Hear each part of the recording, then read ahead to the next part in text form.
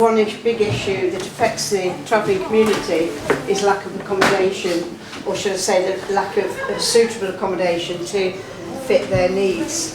Over the years, the number of the unauthorised encampments have gone up and up because of natural population growth. I don't know whether any of you are aware of the different types of sites that travellers can pull on.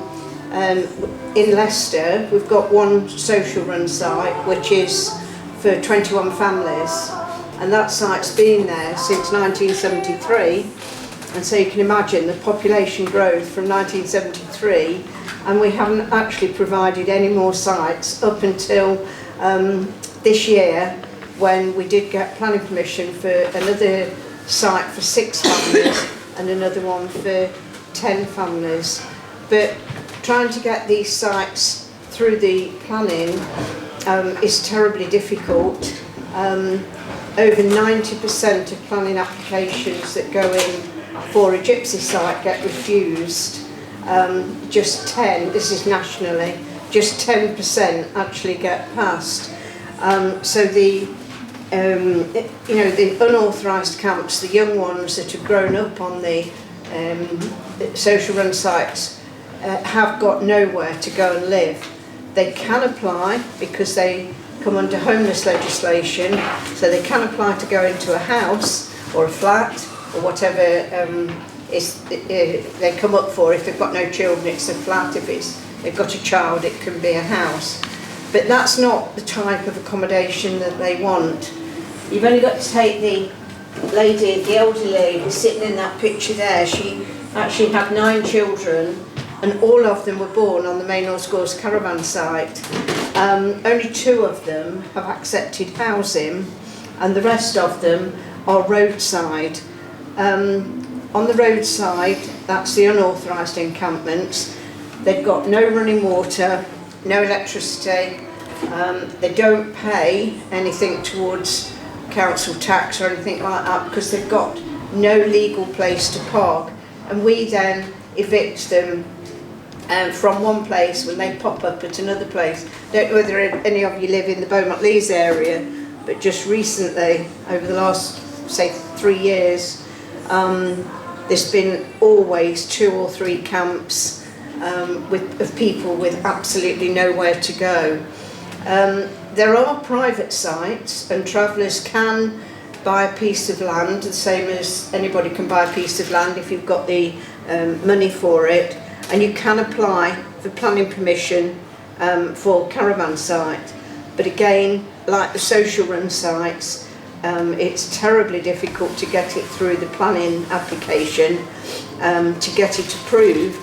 And in most of them that I know nationally actually get refused at the first hurdle, first application, and has to go on to appeal, and then that's very costly.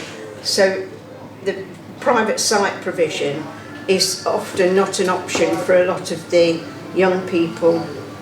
So over the years, in 1960, the Control and Development Act was introduced, and this was in effect to, in a way, help gypsies and travellers, because most of them were living on farmers' fields at that time, and the Act was introduced to licence where the travellers were staying.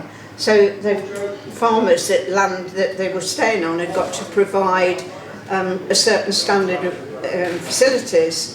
They didn't really want to go into that length of costly ways, so they said to the travellers, well, you can still work for us, you can stay on the land while you're working, but you'll have to move off because I can't have you here without a licence.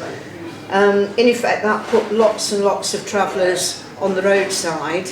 At the same time, lots of Irish travellers had come over from Ireland because there's shortage of work in Ireland, and they were working on the motorways, and they were living in where the builders' yards were along the motorways, and so they'd actually got somewhere to stay.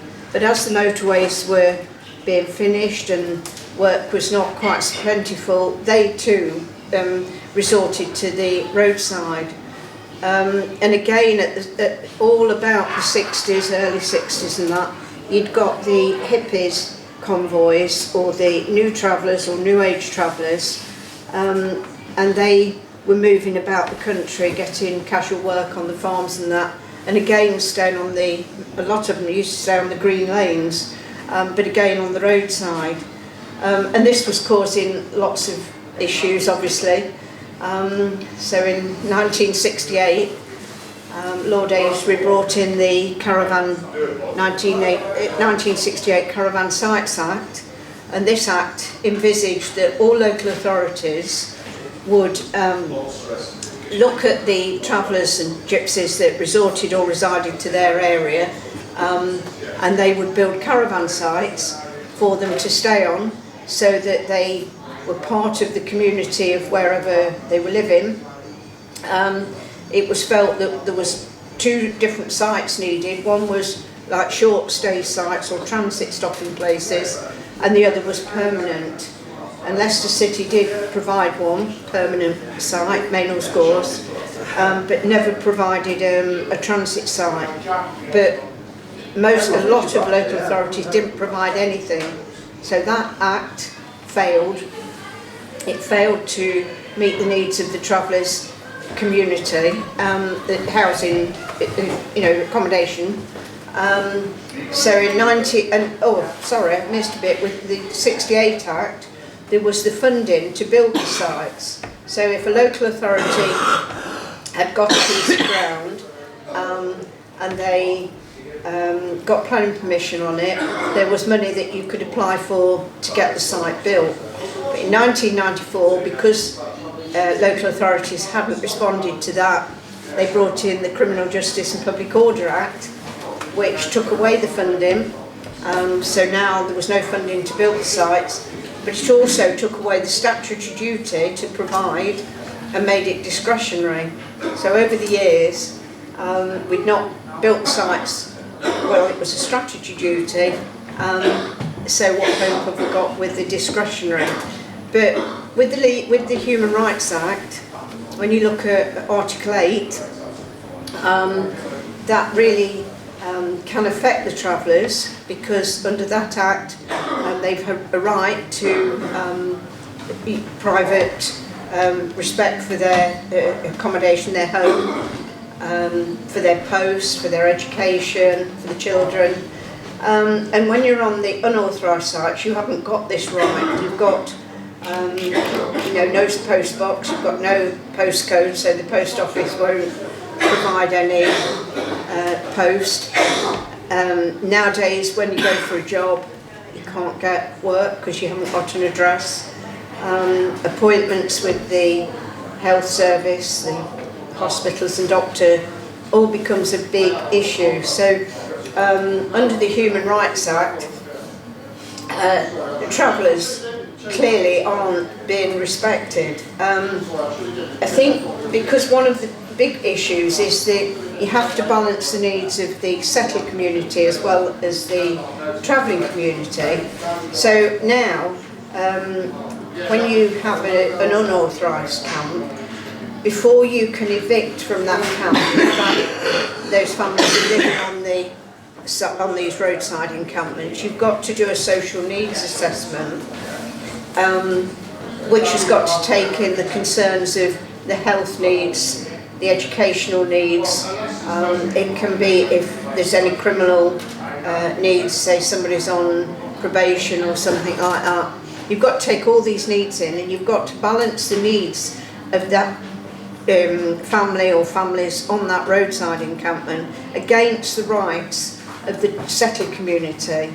And if you've got a roadside encampment that comes at the end of your street, you obviously don't know the people, you can be fear of the unknown, fear of not wondering what's going to happen. But the local authority's got to balance that need of your fears against the needs of the travellers, and it becomes quite contentious at times. Also So over the years, there's been, in 2003, there was a travelling boy up in Liverpool who actually got killed. He was riding his bike over a park, Ellesmere Port, one of the parks there, and he was on his own, and he got attacked by a group of youths who called him nasty names like Jippo, Dirty Pikey and things like that. And he actually died with the result of this.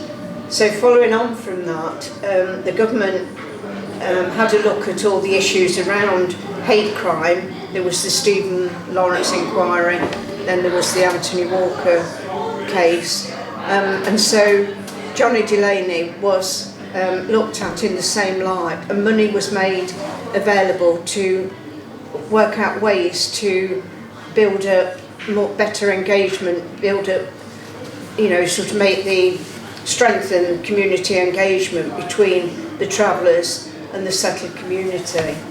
And so we've been working closely on the hate issues and the hate crime that goes on. One roadside encampment only a couple of months ago, a group of three families, a very quiet 3 families, pulled onto a piece of land, and the settled community, people all came out, you can't stay there. The travellers said, well, we've got nowhere else to go, and we're just going to pull here overnight to see what can happen. And quite a lot of the people all got together, and a fray broke out, and people have been arrested over it. So even today, the travellers haven't actually got peace of mind, when they pull on these camps. They've got their homes, which is a caravan, but they've got no legal place to put it, so it becomes quite difficult for them. We've actually got a group of travellers now that have joined together. They call themselves GATE, Gypsy and Traveller Equality, who are challenging the preconception and the myths. A lot of the things come up since my Big Fat Gypsy wedding.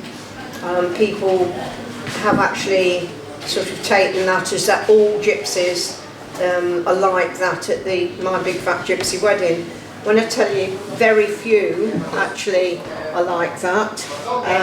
The travellers on the Gate project get quite upset because that particular programme and all those programmes that followed, my Big Fat Holiday or something, there's quite a few of them. Channel 4 actually paid the travellers to film it, so it's actually not factually true with all what goes on in there. And so this group of travellers are trying to break down some of those barriers, but at the same time I've been working with the travellers to say, well, actually you need to listen to the concerns of the settled community. We need to work out ways where we can start engaging and building up stronger, more positive relationships. So unfortunately nobody could come with me tonight due to various reasons, mainly the timing.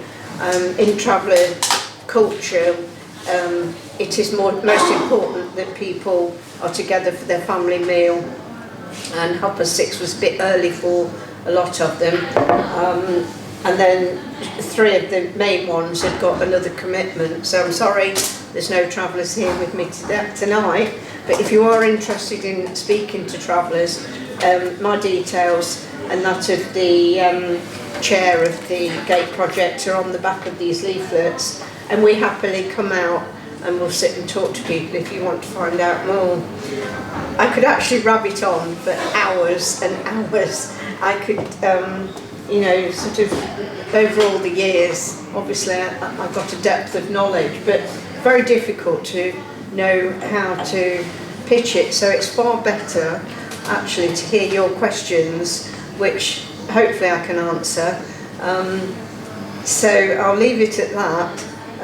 The pictures The ones in yellow, each year we have Roman History Month, where travellers celebrate their identity, and along with that, I don't know whether any of you have heard of the Appleby Horse Fair. Yeah, fantastic horse fair to go to, where thousands and thousands of travellers, 3 great big fields of caravans and families and hundreds of stalls, very exciting to go, and so they celebrate. And this year in Leicester we are going to be looking to hold something much scaled down, but in Roman History Month, some sort of celebration somewhere that we hope people will come to. Probably what a lot of people don't know is a lot of the gypsies actually work either for the police force, footballers. Freddie Eastwood is he plays for Coventry, I think, or he did play for Southampton. He still lives on the traveller's side, and he still takes his horse and cart out on the streets to relax. Phoebe Buckley was another travelling lady who actually was reserved for the Olympic team and actually rode with Sarah Phillips. So, you know, a lot of people say, you know, you've got the gypsies, the crime goes up and there's rubbish and that, but they're no different from the settled community. You've got those that are really mixing and wanting to do well, and you've got the criminals, the same as you've got the criminals in the settled community, and you've got the people that don't keep places tidy, leave rubbish, but again it's both in the settled community and the travelling community. And the picture, I'm a gypsy, not a tramp or a thief, I think is really quite a good one, because she's a young girl that went on to go to university and had a lot of discrimination at university because she actually lived on a trailer site, on a caravan site. So even if they are trying, the minute they refer that they are from the gypsy and traveller community, discrimination sets in. And I think the one that hurts me the most, and I'll finish after this one and go for question, is there was a young travelling girl that was born on the roadside in Leicester. Her parents got a pitch on the caravan site, so they moved on to the caravan site, and she married somebody from the army, and she went to live on an army base. She went to Germany, Cyprus, and then came back to a camp at Gloucester. And on this camp, she felt that she wanted to do a bit of a job, and there was a job advertised in the little school, so she got the job. She was CRB'd and was able to work with the children as a teaching assistant, which was absolutely excellent.